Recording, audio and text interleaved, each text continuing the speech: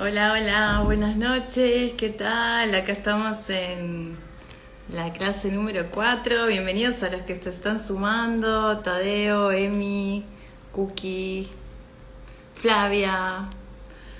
¿Qué tal? Hoy vamos a hablar de una artista extraordinaria. Estas son algunas de sus obras, la gran bruja del arte. Bueno, estamos en la clase número 4. Mi nombre es Evelyn Sol Márquez. Soy curadora y gestora cultural.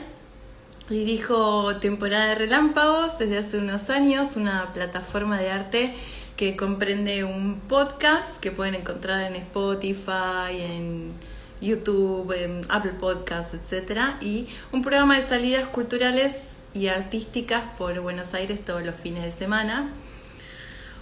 Hoy tengo que reconocer que voy a hacer un poquito de trampa porque no vamos a hablar de una artista 100% contemporánea, quizás entra más en los cánones del arte moderno, pero la verdad es que esta señora vivió tanto que atravesó todo el siglo XX y parte del siglo XXI, tuvo una vida extremadamente extensa. Y traigo este tema. Hola Ali, Iva, Paula, Gabriela, bienvenidos a todos los que se están sumando. Traigo este tema de Leonora Carrington porque en las salidas de los fines de semana varias personas me preguntaron por Leonora. ¿Quién es Leonora Carrington?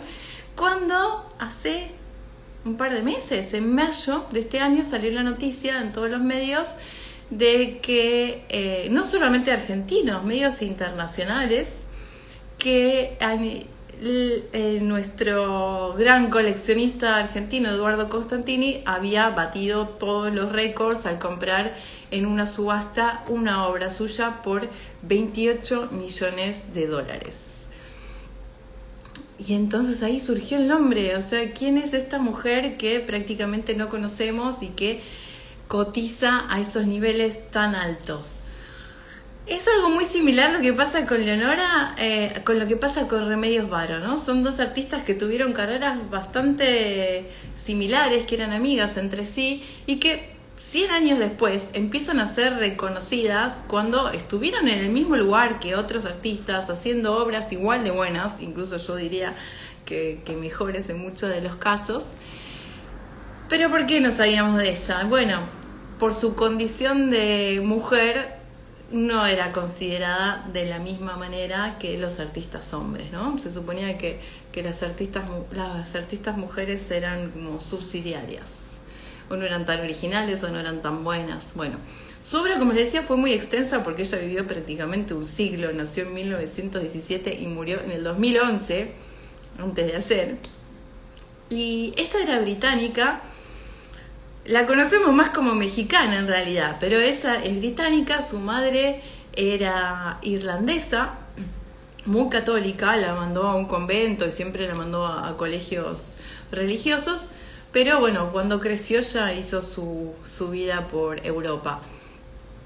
Hay un interés muy grande en sus obras por el ocultismo, por el espiritismo, por las presencias fantasmales, mundos paralelos, ¿no? El psicoanálisis, que también era una tendencia que estaba comenzando a surgir por esos años. Esto es la diosa de Leonora. Y dicen que desde chica ella tenía visiones de espíritus y de fantasmas, ¿no? Su madre alimentaba estas visiones contándole todo tipo de historias mitológicas que tenían que ver con el universo celta. Y la verdad es que, si bien puede sonar extraño esto de que, bueno, tenía visiones y demás, es un fenómeno muy particular de la época, que yo creo que tiene que ver con esta necesidad de equilibrio de los seres humanos.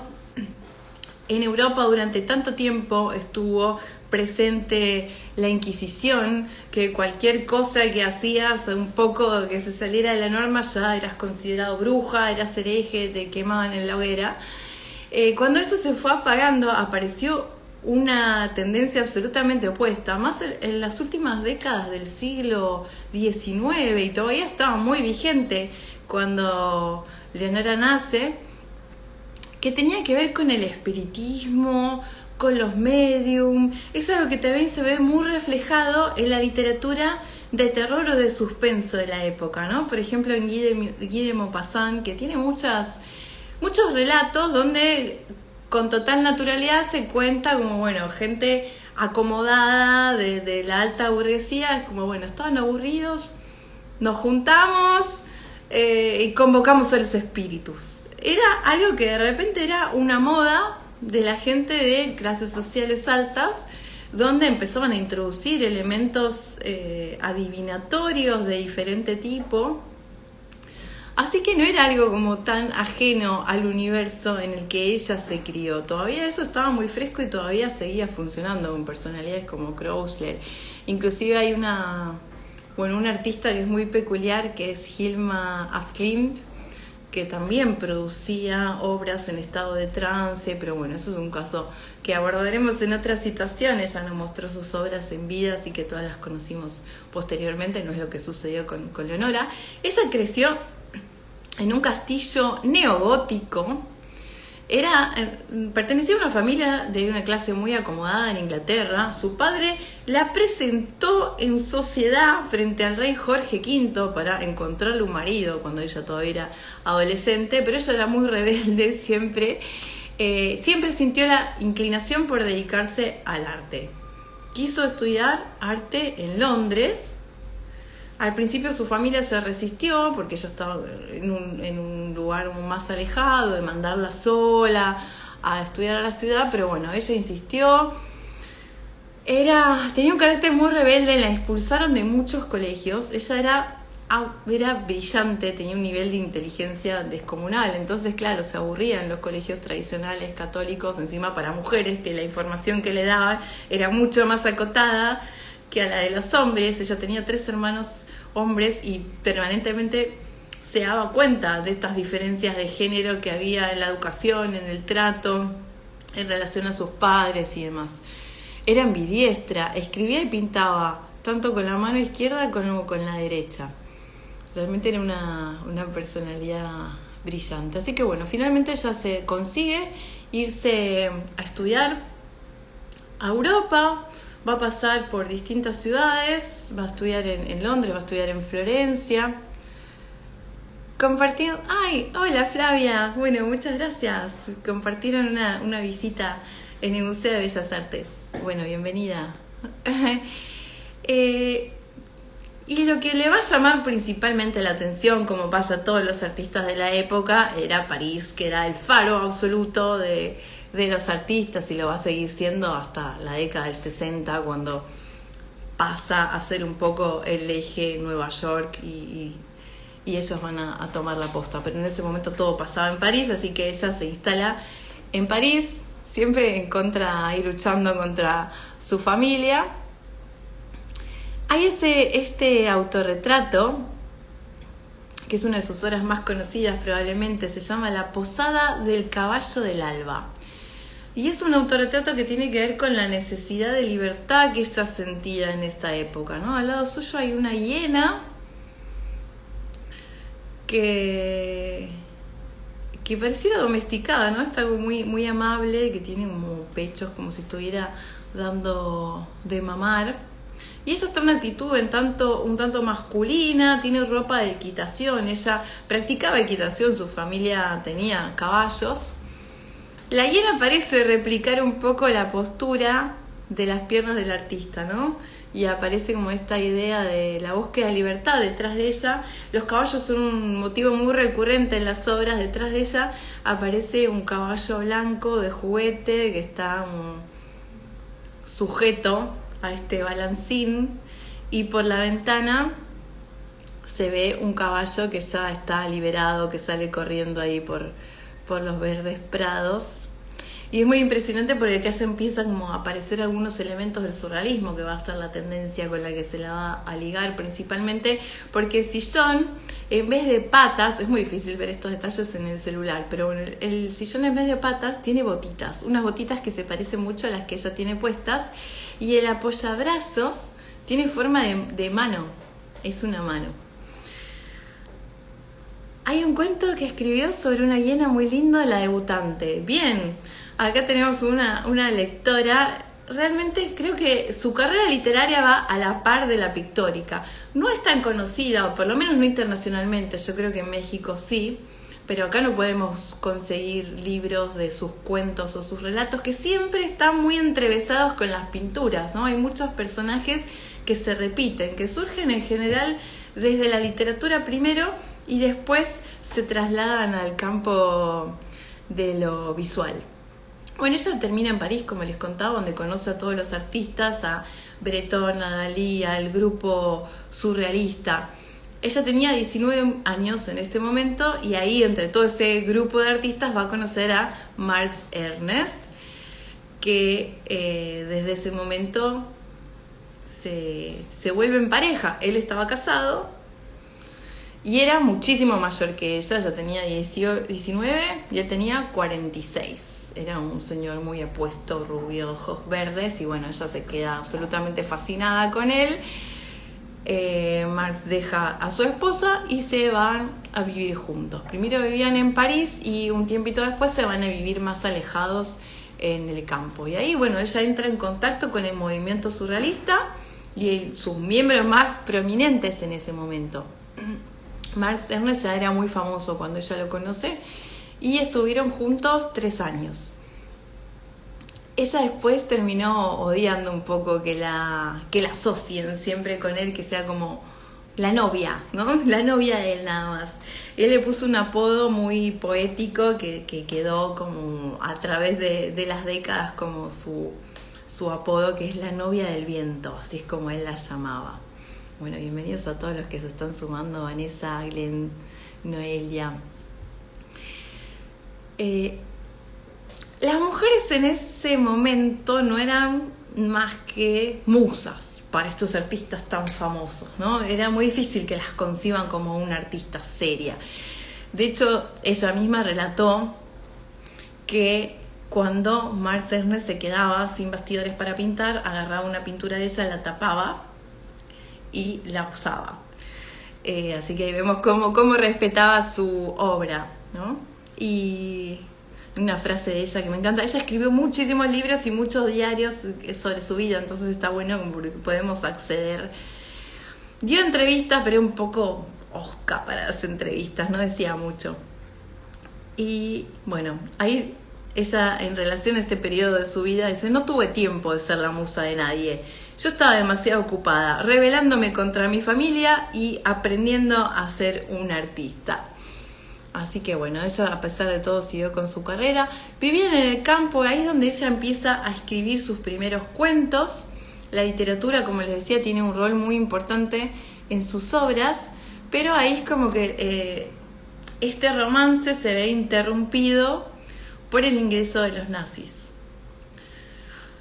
A él se lo llevan detenido y ella tiene una gran crisis nerviosa, escapa a España y bueno, ahí hay siempre distintas versiones en relación a lo que pasa en su vida, porque empieza a desvariar, empieza a tener unos sucesos como parecidos a ataques de pánico, y su padre, que no quería, siempre se opuso desde el día 1 de estos viajes y estos estudios y esta relación con Marx Ernest y a todo lo que ella hacía en su vida prácticamente, aprovechó la ocasión para meterla en un manicomio. Ahora, ¿qué es lo que genera que ella se ponga así tan mal y tan desequilibrada emocionalmente? Cuando llega a España es violada en grupo por unos paramilitares. O sea, pongámonos en el cuerpo de una chica, no digo adolescente, pero estaba por ahí, tenía 22 años, que acababan de tener y meter en un centro de tortura a su novio de años, y de repente, escapando de una situación desesperada, es violada por un grupo de paramilitares. O sea, imagínense el estado en que estaba esa chica, por lo cual ese desequilibrio que sentía es como absolutamente normal, como mínimo. Lo mínimo que podemos decir es que era normal que ella sintiera esa angustia, esa depresión, esos sentimientos tan angustiantes, y manicomio la va a pasar muchísimo peor, va a estar en Santander, va a ser maltratada, humillada. Cuenta que la ataban desnuda en una cama, le daban inyecciones que después le generaban convulsiones. Bueno, finalmente ella logra escaparse con la excusa de que iba a ir a internarse a Sudáfrica, pero se refugia en la Embajada de México en Portugal, donde conoce a un diplomático que la ayuda a salir del país. Ellos se casan, probablemente, o sea, el casamiento haya sido como una forma que encontró este diplomático para salvarla, porque realmente le tenía mucho cariño, y se van a vivir primero un tiempito a Estados Unidos y después consiguen cruzar a México, que va a ser ya la nacionalidad adoptiva por ella el resto de su vida. Esta es una de las obras en las que intenta reflejar todos los tormentos que sufrió en esta institución mental en la que la pasó tan mal. Bueno, después de instalarse en México, que es un lugar en el que también caen muchos artistas que ella conocía escapando de la guerra, así que al principio se va a sentir muy sola en un lugar absolutamente desconocido, con otra cultura, con otro idioma, pero después va a empezar a encontrar gente con la cual relacionarse, entre ellos Remedios Varo, que se van a hacer súper amigas íntimas, se van a ver todos los días, y vamos a encontrar también, quizás en otra circunstancia hagamos una charlita sobre ella. Hay muchísimos elementos en común entre la obra de estas dos mujeres mexicanas por adopción. También va a conocer a Frida Kahlo, el gran triángulo de mujeres artistas mexicanas. Y ahí, bueno, se divorcia de este segundo marido y se casa con un tercero que va a ser un artista con el que ella va a tener a sus 2 hijos, ¿no?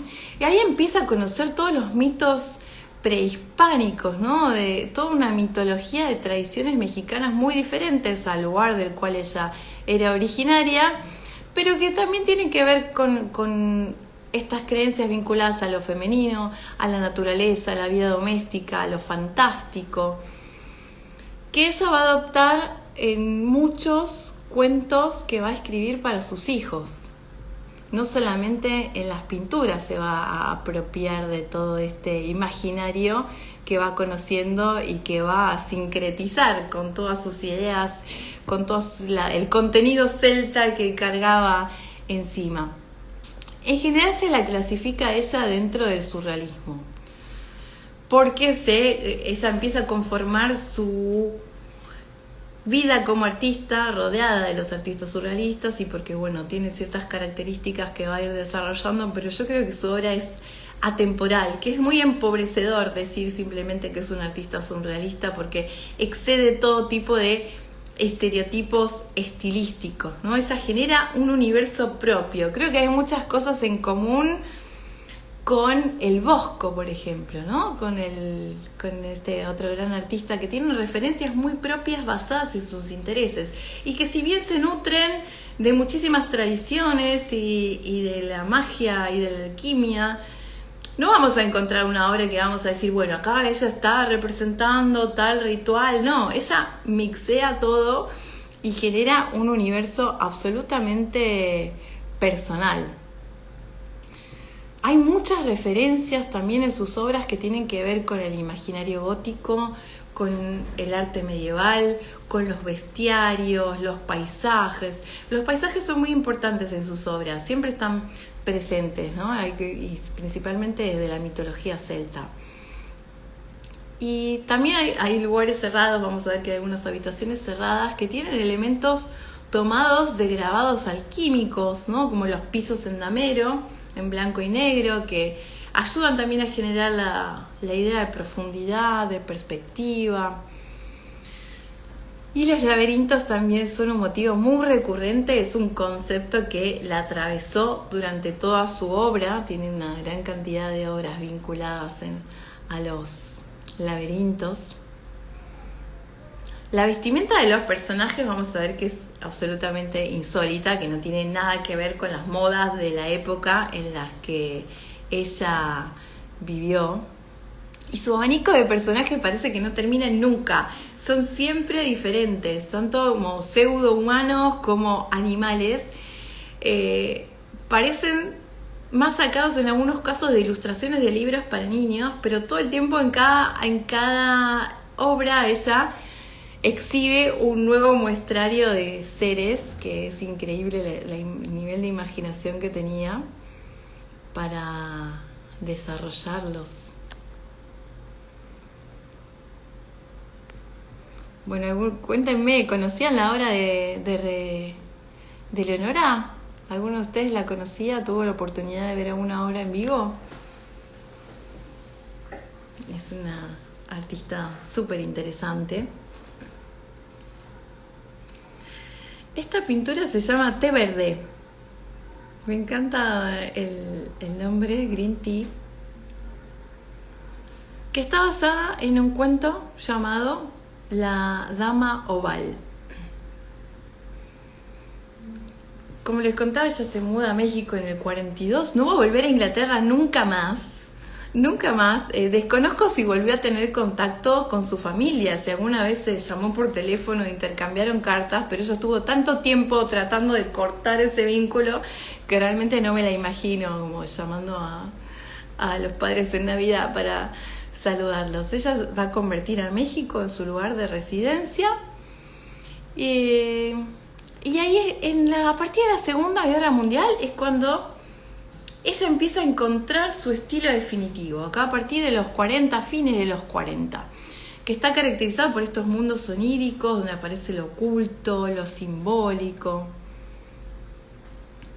Y esta obra probablemente se inspire en un cuento que ella escribió siendo muy jovencita, cuando vivía todavía con Mark Ernest, que se llamaba La Dama Oval, y que de hecho él hizo ilustraciones para esa publicación, que tiene que ver con una protagonista femenina llamada Lucrecia, que es como absolutamente autobiográfico. Es una chica que está como todo el tiempo batallando entre su deseo de independencia y un padre que quiere someterla, ¿no? Lo escribió alrededor de los 19 años y muchos años después va a retomar esta historia autobiográfica en este cuadro que representa la misma Lucrecia del cuento. Esta mujer atrapada en esta especie de vendaje del que no puede salir, está como amortajada en esa tela blanca y negra, y se encuentran algunos símbolos presentes también, como el caballo blanco,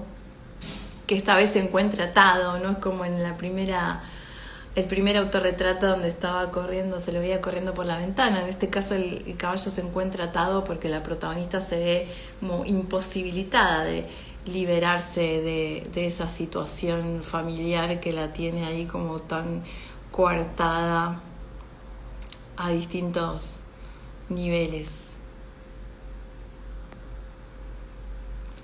Esta obra se llama La Tentación de San Antonio, un nombre muy católico, ¿no? Es una pintura que hace en el 46. Yo les invito a que después googleen estas obras para poder verlas mejor, con más detalle, por fuera de la pantallita mínima del teléfono, porque si hay algo que pasa con las obras de Leonora es que no son ese tipo de obras que uno entra a un museo, a una muestra, mira 2 segundos, entendió la idea y listo, se va a otra obra. Algo que no sucede jamás con las obras de Leonora es eso, porque están llenas de detalles, de personajes realizando distintas acciones, como muchas escenas en simultáneo. Tiene tanta información que necesitamos un buen rato de observación para entender la escena y poder captarla en todas sus dimensiones. Bueno, esta pintura, que es del 46, ella usa el tema religioso de San Antonio, que está representado acá de blanco con todo este ropaje. A sus pies hay un cerdo, está ahí como durmiendo, que es como un símbolo de lo impuro, lo sucio, lo pecaminoso. Y el paisaje recuerda mucho a las pinturas renacentistas en las que se inspira. Que además las Tentaciones de San Antonio fueron un motivo muy trabajado en el arte de ese periodo, ¿no? Por el simbolismo que usa.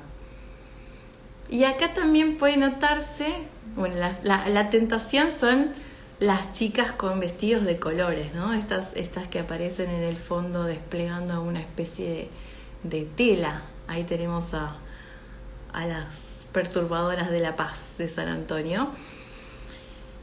Y además del surrealismo, acá vemos que hay muchas influencias en la obra de Leonora, como les decía, paisajes impresionistas y mucha influencia del imaginario fantástico del Bosco y de Bruegel. Se nutre mucho de arte de los siglos precedentes. Y les quiero mostrar otra obra divina que se llama La Giganta. Son de años muy similares, esta del 47, y ahí se puede ver como de manera más plena el estilo que va a caracterizar a Carrington. Si bien todavía se encuentran rasgos del surrealismo en el que se formó, hay una estética que la empieza a definir particularmente, ¿no? Es un tipo de pintura que evoca a épocas interiores, hay tonalidades más oscuras. Y aunque siguió toda su vida practicando el uso de imágenes surreales, aparece cada vez más su interés por la magia, por el ocultismo, por la leyenda, la alquimia, el tarot. Todo eso empieza a aparecer dando vueltas.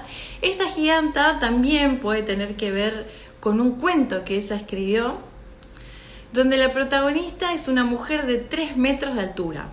Acá, si consideramos la perspectiva de los personajitos que están abajo a sus pies, tendría que ser muchísimo más que 3 metros, que es una especie de virgen, ¿no? Tiene ese formato de virgen, pero creo que se asemeja más a una madre naturaleza. No tiene esta connotación tan católica, sino una connotación más ancestral. Justo hoy es el día de la Pachamama. No sé si tomaron todos hoy su caña con ruda. Tiene más que ver con esta imagen de la madre naturaleza. Y si se fijan en las manitos insignificantes en relación a ese cuerpo tan desmesurado, ella sostiene un huevo. El huevo es un motivo muy frecuente en sus obras y puede interpretarse como la capacidad de engendrar vida de este ser, o como una imagen de un nacimiento, ¿no? Un ser que está por llegar al mundo. Como puede asociarse con el imaginario femenino, que siempre fue muy importante en su producción. Siempre hay como mujeres poderosas en sus pinturas. Y les quería mostrar ahora la obra que usé para el flyer de hoy. No era esta. Era...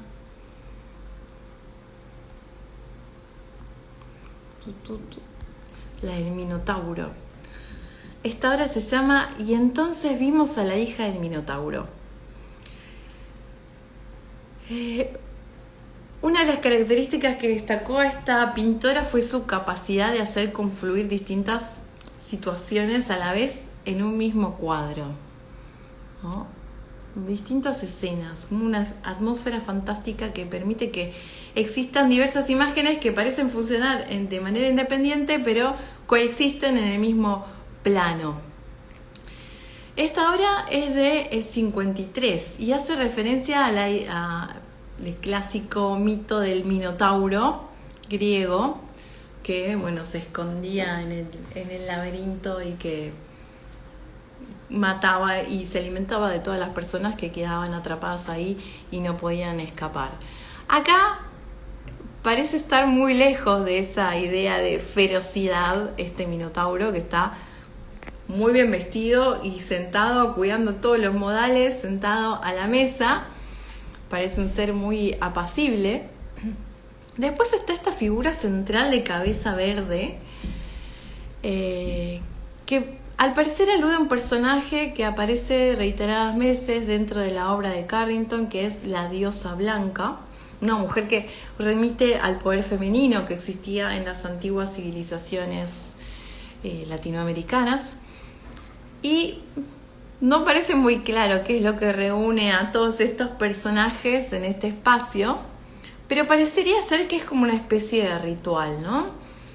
Sobre todo si se presta atención a la bailarina que está detrás, que aparece a la derecha de la imagen, que funciona como un foco de luz, ¿no? En esta escena nocturna de repente ella tiene una iluminación especial y también hay una especie de perro que está observando esta danza. Los niños que están ahí cerca de la mesa serían un retrato de sus dos hijos y los perros serían sus propios perros. También ella era una gran amante de los animales. Dicen que cuando vivía con Max Ernst, su mascota, entre muchas comillas en esa época, era un águila y que cuando debió escapar hacia España tuvo que soltarla, la liberó. Así que fue un momento muy, muy triste para ella.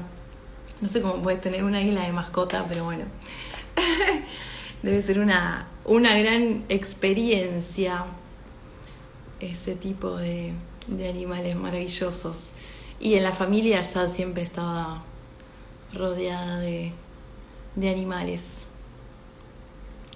Esta pintura tiene un nombre muy curioso, se llama Cixi, no sé si lo estoy pronunciando bien, realmente.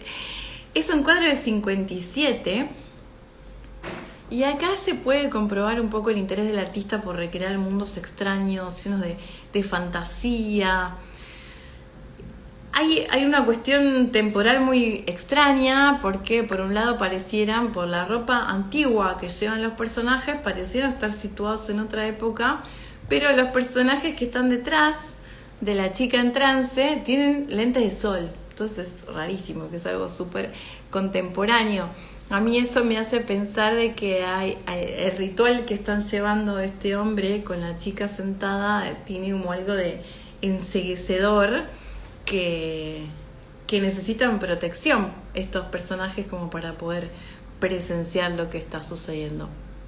La mujer que está en el centro es la única que está retratada con más color, está en un momento así de entrega total en este ritual que está llevando a cabo este hombre con barba, que parece como una especie de maestro, un intermediario, y tiene de su mano izquierda colgando el símbolo del infinito, ¿no? Dicen que es muy probable.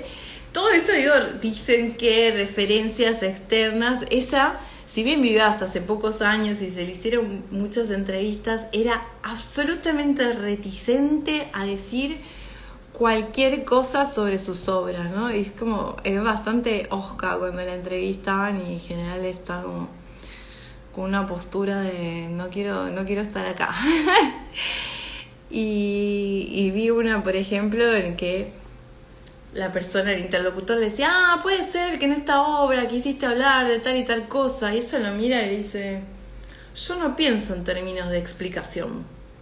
Nunca jamás hizo una descripción exacta de alguna de sus obras, ¿no? La dejaba a total interpretación del espectador y también pedía que sus obras no se psicoanalicen. Ella crece y desarrolla su carrera artística en este momento de auge del psicoanálisis, a la cual el surrealismo estuvo muy ligado, y ella siempre como hacía esta aclaración: no psicoanalicen mis obras, no las encaren por ese lado. Y bueno, acá se parece mucho este personaje que está llevando a cabo la ceremonia a Hermes Trismegisto, que es considerado el autor de la tabla esmeralda, del cuerpo hermético, que da origen a la filosofía del hermetismo, ¿no? Es a quien se le atribuye la creación de la alquimia. Ella nunca dijo que fuera así, pero bueno, tienen ciertos parecidos visuales a lo que se supone que, a los rasgos que se supone que esta persona pudo haber tenido en caso de haber existido. Este es otro laberinto, creo que al principio les mostré una diferente, con todos estos seres antropomorfos, animales, de todo un poco.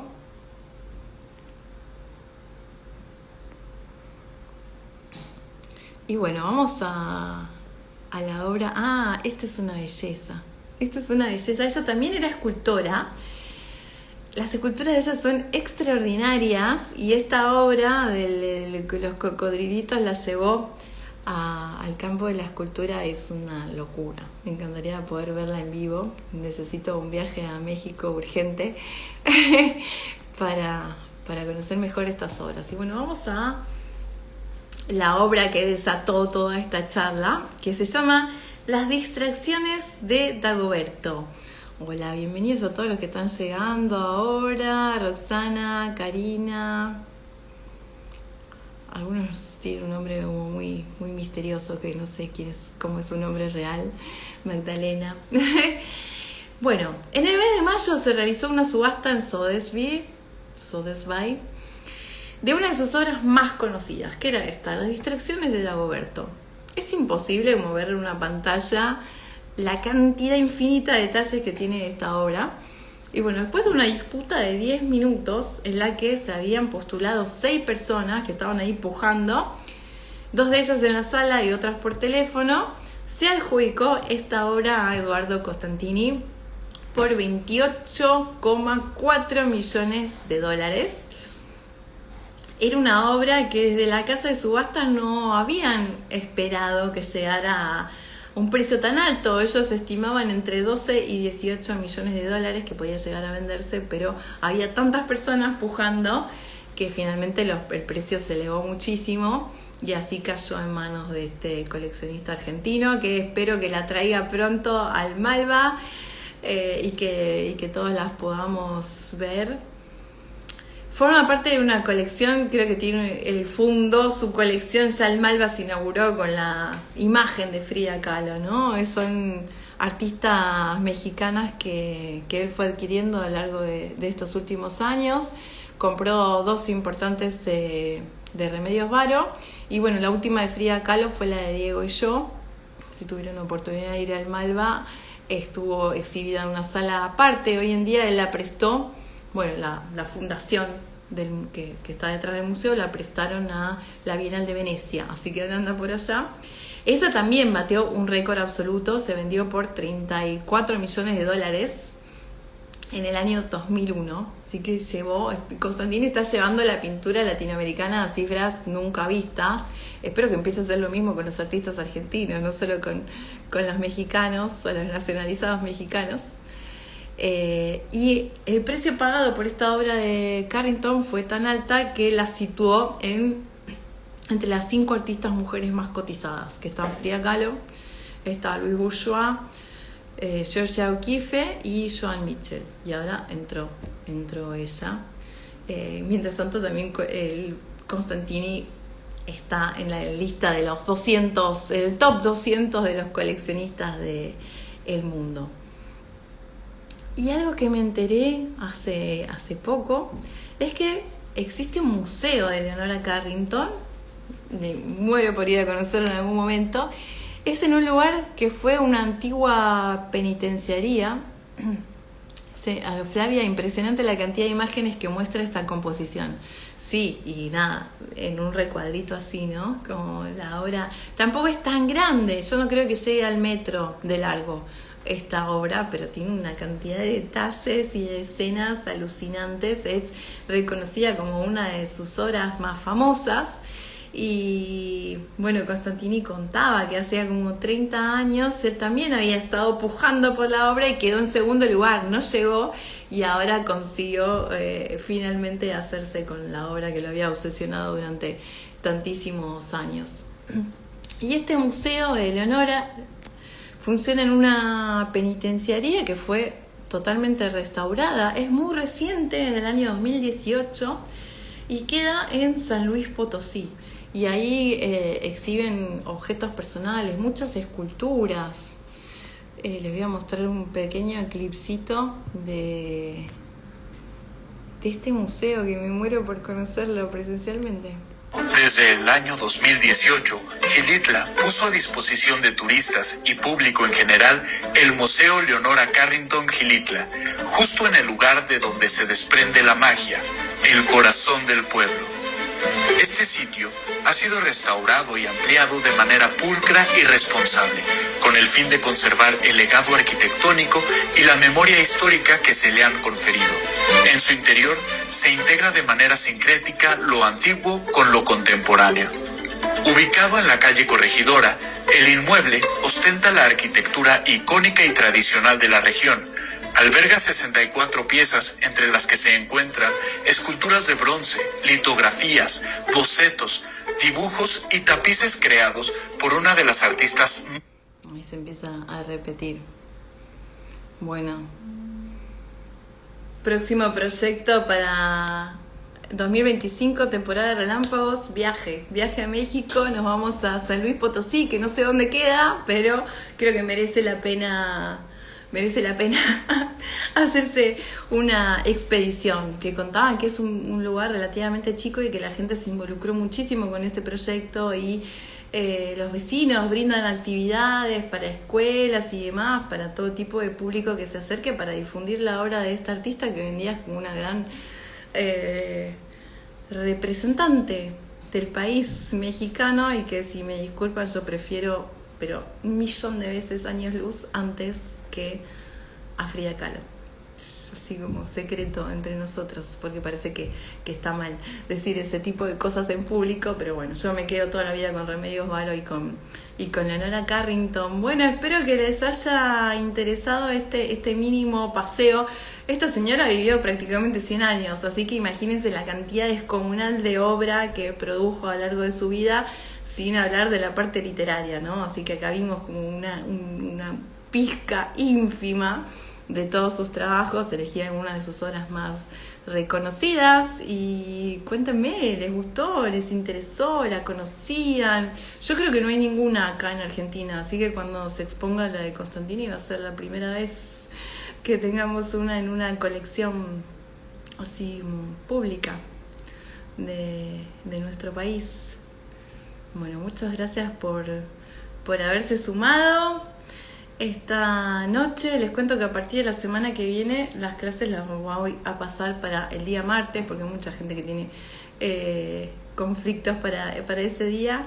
La mejor Leonora, exquisita, totalmente de acuerdo con vos, Let.